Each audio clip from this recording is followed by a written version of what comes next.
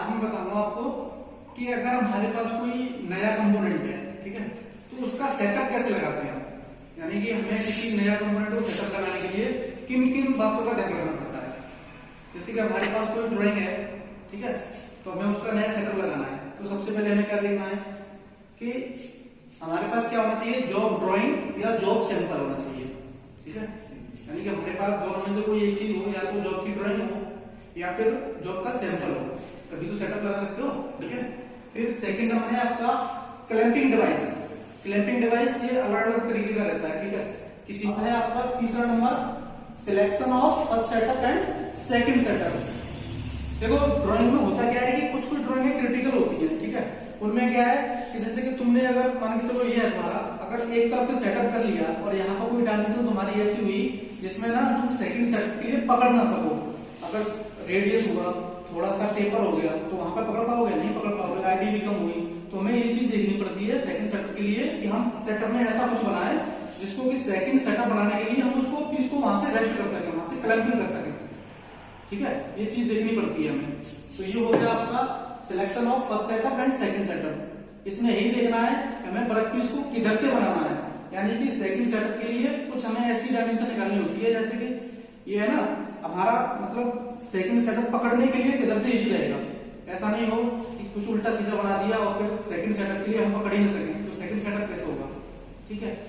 उसके बाद drawing coordinate, जो हमारे पास ड्राइंग है जिस किसी भी वर्क पीस की, तो उसके सारे हमें पहले कोऑर्डिनेट निकालने पड़ेंगे। जैसा कि मैंने आपको बताया था, कोऑर्डिनेट निकालती है सबसे पहले, है ना।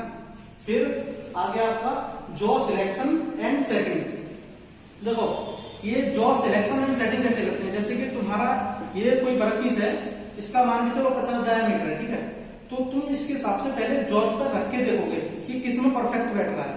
कहीं ऐसा नहीं हो कि हमें किसी छोटे वाले डायमीटर पर रख लिया इसको, फिर इसको हम अगर उसमें सेट करते हैं तो हमें जॉज को ज्यादा काटना पड़ेगा। कोशिश करो यही कि इसका डायमीटर जैसे 50 है ना, ठीक है। तो ऐसा देखो कि ये है ना तुम्हारा वर्कपीस कौन से जॉज में फिट बैठ रहा है, यानी कि थोड़ा बहुत कट लगाने से ये प्रॉपर बैठ जाएगा, ठीक है। और जॉज सेटिंग ये मैं तुम्हें बताऊंगा उधर मशीन में ही प्रैक्टिकल करके, ठीक है। जॉज को सेटिंग कैसे करते हैं या जॉज को ट्रिम कैसे करते हैं वो सब मशीन को बताऊंगा, ठीक। अब जॉब क्लैंपिंग एरिया, ये वही सिस्टम है जैसे कि मैंने आपको यहाँ पर बताया था selection of first setup and second setup. तो इस चीज की जरूरत वही पड़ती है हमें, यानी कि हमें पहले ये देखना पड़ता है कि सेकंड सेटअप के लिए यहाँ से कुछ क्लैंपिंग के लिए कुछ पोर्शन निकलेगा या नहीं निकलेगा, ठीक है। ये वही चीज है। ये हो गया आपका।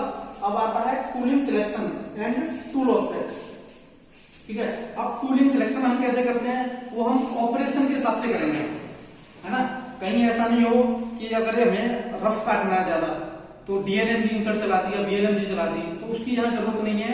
यहाँ पे हम सीएनएमजी या डब्ल्यूएनएमजी का यूज करेंगे, है ना। अगर हमें कुछ पॉकेट बनानी है ऊपर से अंडरकट वगैरह लगाना है या कुछ एंगल है, तब हम चूज करेंगे अपनी टूलिंग वीएनएमजी या डीएनएमजी, ठीक है। तो ये सब देखना पड़ता है टूलिंग सिलेक्शन में। और टूल ऑफसेट, टूल ऑफसेट का क्या है वो मैं आपको मशीन में बताऊंगा नीचे प्रैक्टिकल में, ठीक है। ये टूल ऑफसेट कैसे लेते हैं। अब अगला है नंबर आपका प्रोग्राम एंड प्रोग्राम सिलेक्शन। देखो प्रोग्राम तो अगर हमें कोई सेटअप लगाना है तो प्रोग्राम तो बनाओगे ही, लेकिन प्रोग्राम सिलेक्शन के लिए प्रोसीजर क्या होता है, आपको अपनी डायरेक्टरी में देखना पड़ेगा कि कौन सा नंबर खाली है। कहीं ऐसा नहीं हो कि अगर तुम्हारा जैसे 50 नंबर प्रोग्राम पहले से ही है और आप फिर वही 50 नंबर बनाओ तो वो डाटा गलत हो जाएगा ना। तो इसलिए हमें वो देखना पड़ता है कि हमारी डायरेक्टरी में कौन सा नंबर खाली है, तो वैसे ही हम अपना प्रोग्राम नंबर चूज करेंगे, ठीक है।